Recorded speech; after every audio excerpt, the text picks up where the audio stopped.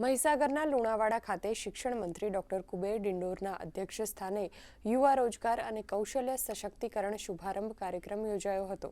આ કાર્યક્રમમાં ઉપસ્થિત મહાનુભાવો, નોકરીદાતા, નોકરી વાંછુક ઉમેદવારોએ મુખ્યમંત્રી ભૂપેન્દ્ર પટેલનું સંબોધન વર્ચ્યુઅલી સાંભળ્યું હતું।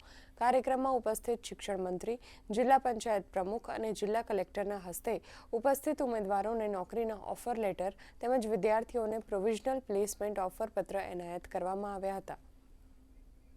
સશક્તિકરણ સમારંભો છે ને એમાં આપણા બધાને ગૌરવ થાય કે આટલા વર્ષોમાં દેશમાં સૌથી વધુ રોજગારી આપતું આપણું ગુજરાત રાજ્ય છે।